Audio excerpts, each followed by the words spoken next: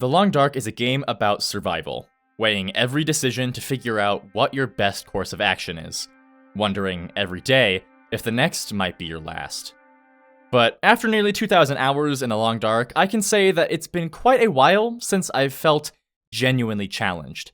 I wanted to bring back that feeling of dancing on the brink of death, carefully sitting with every choice because one mistake could be the end of me. So, I set out to accomplish what is easily the most difficult challenge I have ever attempted: to complete the Tales from the Far Territories on Misery mode. Unlike the other difficulties, Misery is designed to not allow you to survive forever. While that is normally a major downside of the difficulty, it makes it a perfect setting for a true challenge.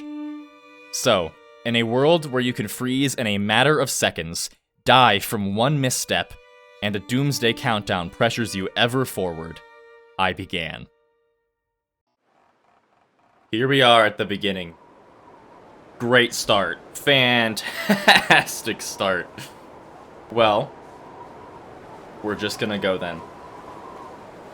Spawning into near blizzard conditions was definitely not how I wanted this to start off, but I didn't let it faze me, and I kicked right into action. My strategy was to not waste any time looting everything. Instead, I would ping-pong my way through the locations that followed my path into the Far Territories. And there was another crucial step as well. I need to be getting an absolute metric butt ton of birch bark tea, though.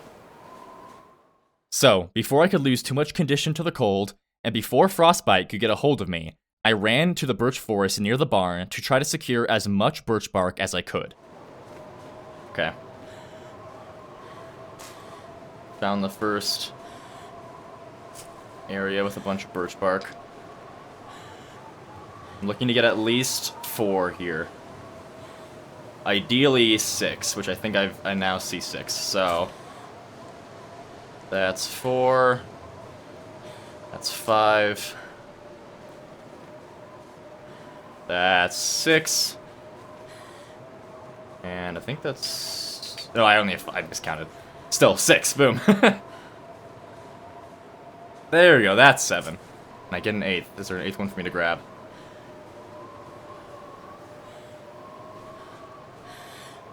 I don't see any, and I'm not going to waste time. We go! Securing 7 pieces of birch bark was huge. For those of you who don't know, 2 pieces of birch bark can be prepared into a tea that will restore 5% of your survivor's condition over the next 2 hours after drinking it. Which might not sound like a lot, but in this challenge with our survivor constantly freezing, just the slightest little bit of condition could be the difference between life and death. So, with the bark secured, I dashed over to the barn.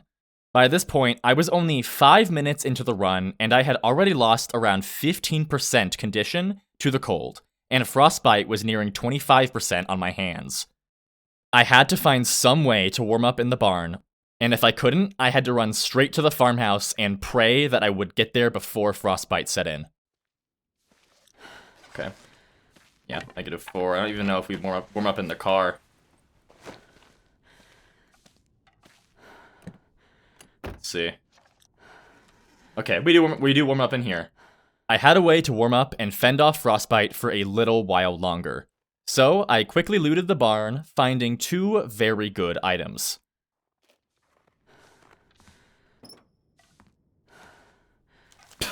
That's just cruel. Oh, no shells for it. Alright, well, that's okay. Having these was nice, especially because having the heavy hammer meant that I could potentially forge some tools at the Forge and Forsaken Airfield. But of course, that relied on me finding enough scrap metal along the way. However, the problem still remained that I was lacking a fire starter. Matches are more crucial than ever because it is colder than ever. My only hope of being able to warm up while outside was to chain torches and start fires while collecting fuel as I go. But if I can't light the torch, then I can't even hope to stay warm outside. Staying in this barn for much longer wasn't going to help me out with that at all, so I rested for a couple hours and then ran straight to the farmhouse, hoping for some better luck. And better luck I did receive.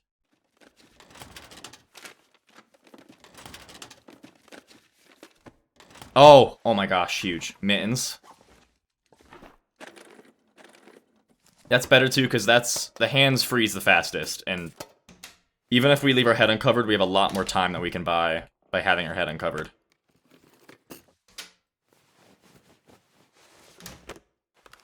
Boom, baseball cap. Huge, huge finds. I didn't find the matches that I wanted, but I no longer had to worry about frostbite, which was a huge victory. On top of that, I found a good amount of food and a cooking pot in the farmhouse as well. But, of course, it wasn't all sunshine and rainbows. I was planning on trying to repair the radio tower in Pleasant Valley as I passed it, leaving the battery out so I don't waste the guaranteed aurora. I was finding plenty of wires and fuses, and I was hoping to find some more scrap metal in the basement. Scrap metal's gonna be down here too, most likely. Or not. Oh, and wires, yeah. 100% we want to check down here. Not me almost forgetting the best room in the entire building. Free bandage.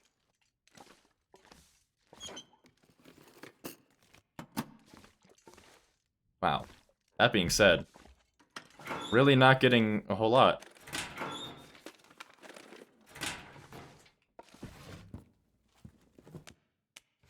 Okay.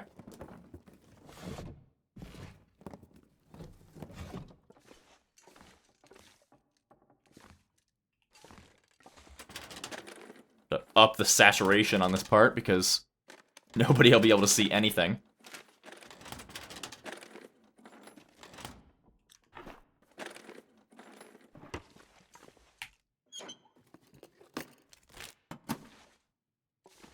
Wow, okay. Anything good in here? Probably not. Probably nothing. Yeah. Well, no scrap metal in here. That's kind of sad. That was kind of the thing I was hoping most for. Yeah, I should carry a 10-kilogram bag of salt, though. That's a good idea. I was starting to get a little worried that I wouldn't be able to get enough scrap for this radio tower. There is usually some scrap at Signal Hill, but not the full that you need, and I had found only a single piece of scrap so far at the barn. I was also running out of daylight, and I really wanted to make it to Signal Hill before resting through the night. So, I got out of the farmhouse and ran there as quickly as I could, checking the shed along the way, keeping my fingers crossed for some more scrap metal as I walked through the door. Alright. Oh gosh. It is dark.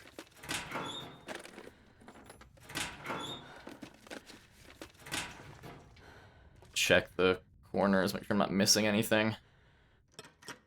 Fuses. Sewing kit. Not as helpful now because we already have ourselves covered, but it's still definitely helpful because we can cover ourselves better. I don't see any scrap metal. It's very tragic. This got me really worried. It honestly wasn't too big of a deal that I didn't have enough to fix this tower, because I have to pass it again anyway when I have the shortwave radio.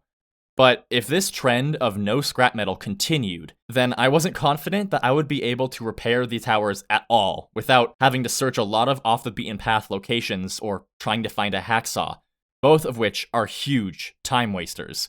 Not to mention my dream of making some tools at the airfield forge was starting to seem pretty unrealistic.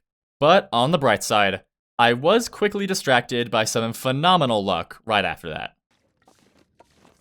Coffee, though. And a can opener. Very good finds.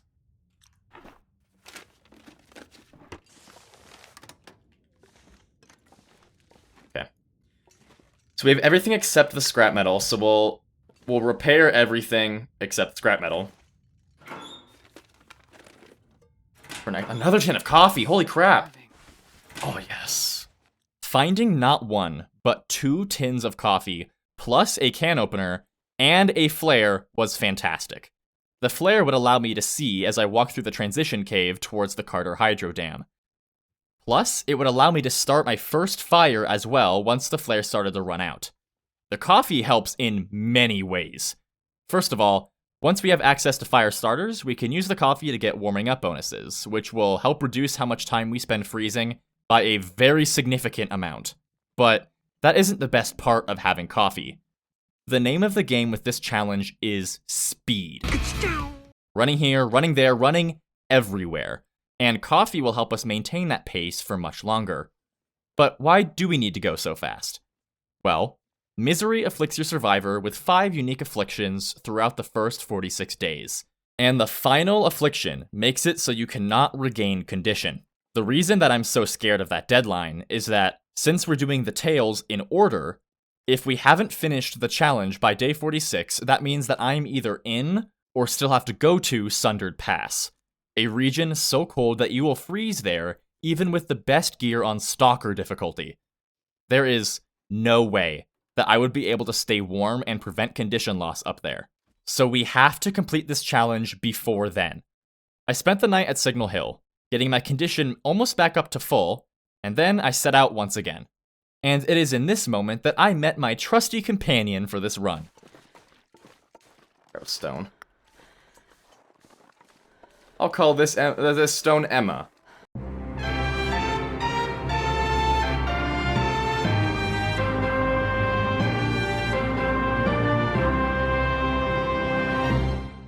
I lit my flare and made my way through the transition cave.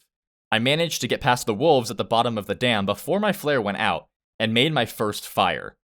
At this fire, I made a bunch of coffee and prepared all of my birch bark tea. Once I had accomplished all that I wanted to at the fire, I grabbed a bunch of torches to help light my way through the dam, hoping for something good. But I got quite the opposite.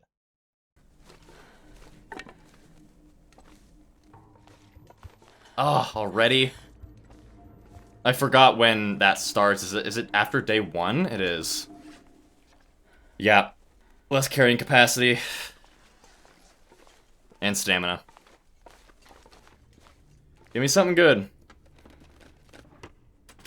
Scrap metal. Anything. I'll take anything. That's not true. Scrap metal, matches. Give me something good. Something good. Anything good. I'll take anything good.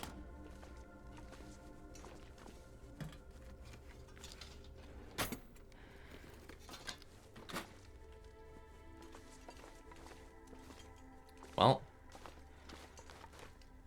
keep on moving. Not a single piece of scrap metal in the entire dam. That is wild to me.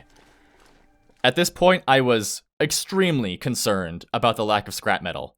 I started swapping my hopes from finding scrap metal to finding a hacksaw, because if I can find a hacksaw along the way, I can get as much scrap metal as I need. But the Carter Dam was kind of our best place to potentially find a hacksaw, until we reached the hangar in Forsaken Airfield. And now we had our first affliction as well, diminished form. Due to the reduced stamina and carry capacity that it causes, it would probably deal a pretty decent number on my speed and mobility. But I couldn't let this dissuade me too much. I left the dam and took a short nap in the trailers, but I couldn't sleep for too long, because I wanted to reach the camp office before nightfall. We lost a good bit of condition there. We are about to sleep for 12 hours. That was a long whetstone. Did you see that? What the hell? That thing was long. Lanky dude. I intentionally did not brush up on my like knowledge of misery because I wanted to bedroll. Apart from matches, that is the next best thing that we could have found. This was a fantastic find. I still can't believe how lucky I was getting with loot. And, what's more, I managed to get to the camp office with a couple hours of daylight to spare, which allowed me to prepare some more of the birch bark that I collected along the way, repair the trail boots that I found earlier, and craft some improvised headwear as an upgrade from the baseball caps. I plopped into bed with no issue and gave it a good hong me me me me me me me me, and then I woke up. And it's a good thing too, because that night of rest was sorely needed. The journey from Signal Hill had caused me to drop to about 60% condition. But the nice night of rest got me back up to nearly full health once again, and I was definitely going to need that for what was about to come next. I still had not found any matches at this point, and I now had to go for the far branch line. This stretch across all of Forlorn Muskeg and Broken Railroad would have no places for me to warm up without a fire, and I had only found one more flare. I had to hope that my coffees would keep me going at a fast enough pace that I could outrun the hypothermia. I set out, opening the back door of the office to be met with blizzard force winds. Already freezing before even getting into Forlorn Muskeg is not a good omen. but it's the cards we've been dealt. We're gonna play with them. But my luck would turn around as I reached the poacher's camp. Let's see how lucky we get with the stuff in here. Probably be nearly empty, though. Coal. Oh my gosh, actually. Oh, another... Okay, another flare. Plenty of coal. A windbreaker. Huge. Okay. Okay. Well, we can be a little bit less stingy with that flare. I still don't want to just pop it for no reason, though. Fortunately, the one place that I had been having consistently good luck in was predator spawns. All across the Muskeg, there was not a single wolf or bear to be seen.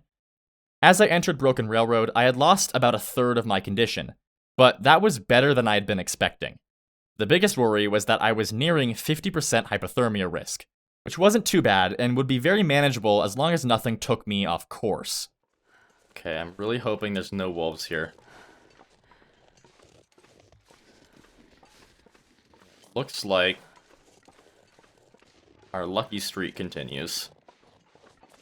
See, it's funny because we're getting so lucky in every aspect except for matches, but honestly, I think I can manage. If I can keep getting good clothing luck and good wildlife luck, I think I'll trade that for no matches.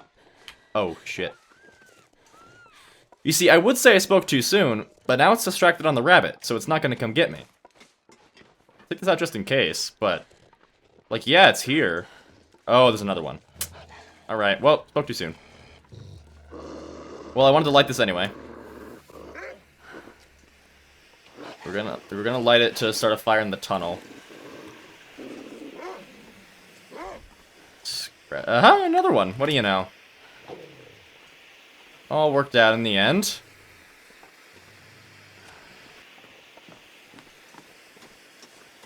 Oh, wow. Yep. Really glad I have this flare.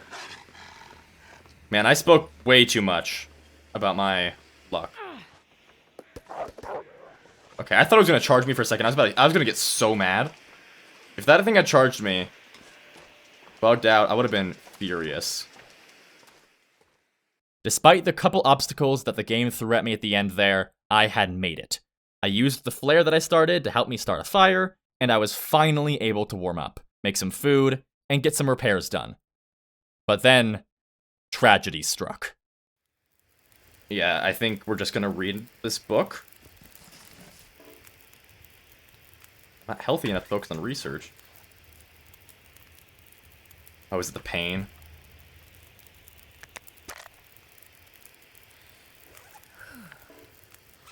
Okay, how about the sprain?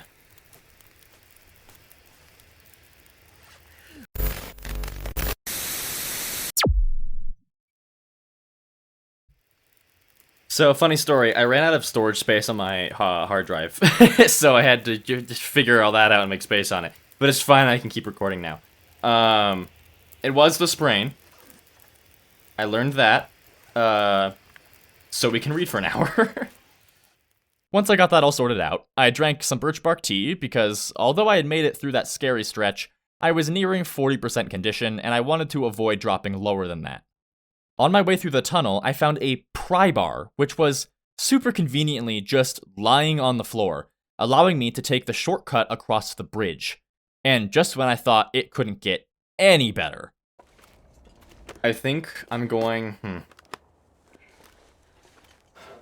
I need to make the decision if I'm going to stay here or if I'm going to try and make it to the Bacon Depot.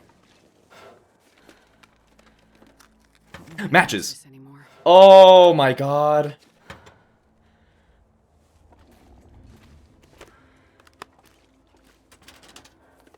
Oh my god, that's fantastic. We have, okay, we're set. It's now just down to skill and making the right decisions. We have everything we need. And now I can just go because, I can also just chain these torches to get a fire going, but even if this torch goes out, I can just start another fire if I have to.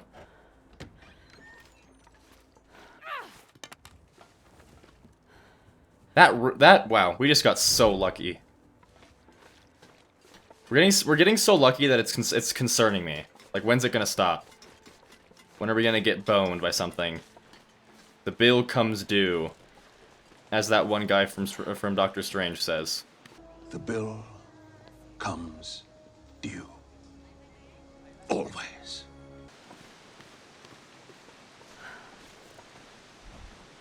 Oh my gosh, holy pry bars, what the hell?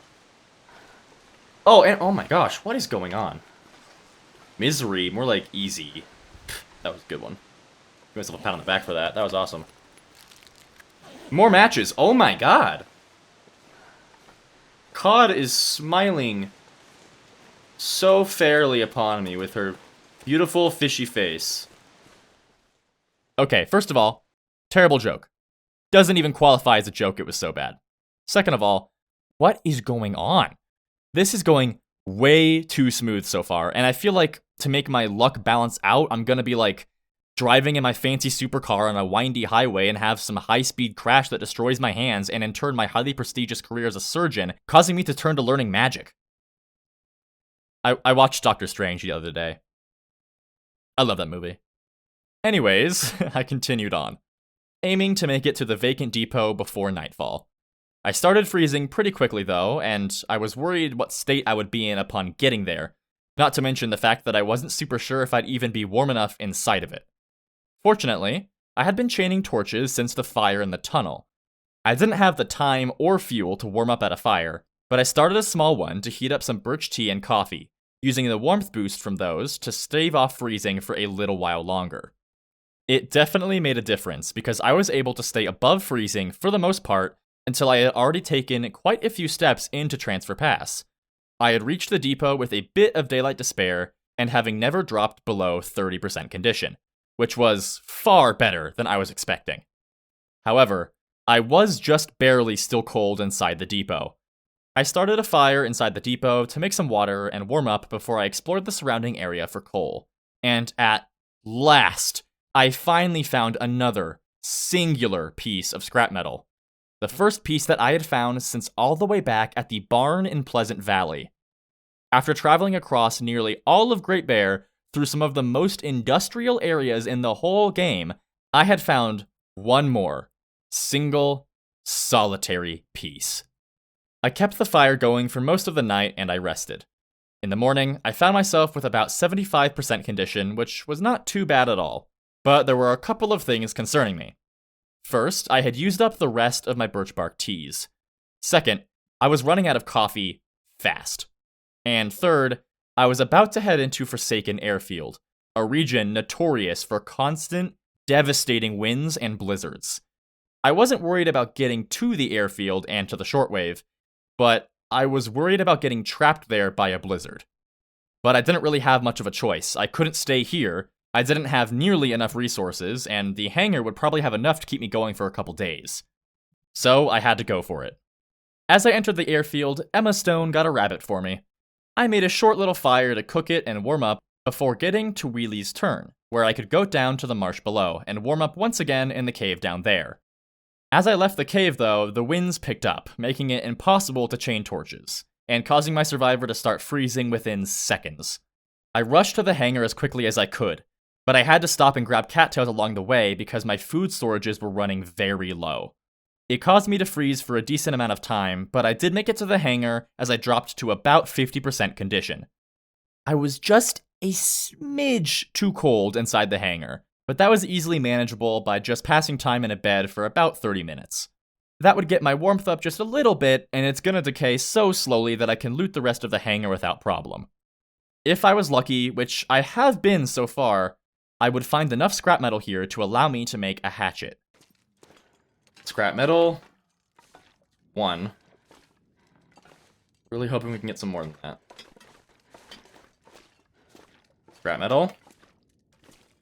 Teddy bear.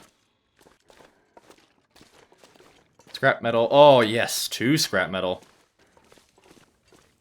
What's our luck gonna be with scrap metal and coal down here?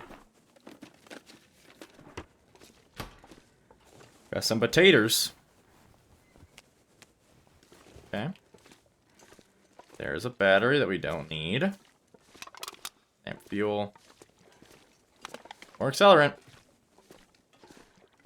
But not a lick of scrap metal. Which is very sad. Very sad indeed. I only had 6 pieces of scrap metal on me. Fortunately, the radio tower in the airfield always spawns with 5 scrap metal, and I had left 1 at the tower in Pleasant Valley, but I would need 8 more to fully repair the rest of the towers. Seeing as I had only found a total of 7 on the way here, I made the call to not make a hatchet. Although very sad, this did mean that all I had to do now was go grab the shortwave radio. I slept for a couple hours because my fatigue was about to empty, and I wanted to be able to spend much less time outside by sprinting through the frigid winds. I also dropped a bunch of my loot just to prevent slowing myself down from over-encumbrance. Okay, hacksaw or more scrap metal might be in here. Aviator cap. It needs repairs, but that's great. That's huge. Oh, I dropped my pry bar. Fine, there's probably not much in there. But now I'm gonna be wondering, man, I'm gonna have to come back and grab that, because, like, what if there's, I don't know, what if there's some, like, really good parka or something? Hey, well, there's a pry bar, so complaining works, guys. I am just blessed by our Lord COD above. There is literally no other explanation for that. Like, what on earth? Like, I'm just sitting there, being like, oh man, I gotta go grab back and get my pry bar. Oh, there's one right there. It's crazy. It's crazy. Fingers crossed for some decent clothing. This'll come in handy. That's not really what I wanted. We'll leave that there. Not really what I wanted. I said good clothing. I said good clothing. Good clothing. It's better than what I, like, it's a little bit better, but, like, come on. I can't complain too much. I've gotten really lucky thus far. But, like, I think I can use good clothing. Hey, we have a single flare shot. Is that better? Barely. Literally, all but one of those had clothes in them, but none of them were actually very helpful. Well, that's fair, I guess. Can't get absurdly lucky all the time. But with that building looted, all I had to do was make my way up the control tower and get my hands on the shortwave radio. I had made it here. I got it. It was very challenging and stressful, but I had only just begun.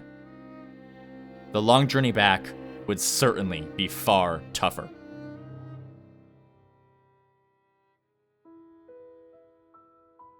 Hey everyone! Thank you all so much for watching if you made it to this point in the video. This is a very different type of video than I normally do, but I was really dwelling on the idea. I liked the thought of it a lot, and I was debating on if I wanted to try to bring some gameplay back to the channel's uploads. And I thought that this was a pretty good middle ground. The next parts of this series should be coming soon. If you want me to upload the unedited gameplay, I can do that as well, just let me know down in the comments. If you liked this video, then like the video. If you want to see more from me, then grab the nearest fish and slap that subscribe button. You are all amazing, and I will see you in the next one.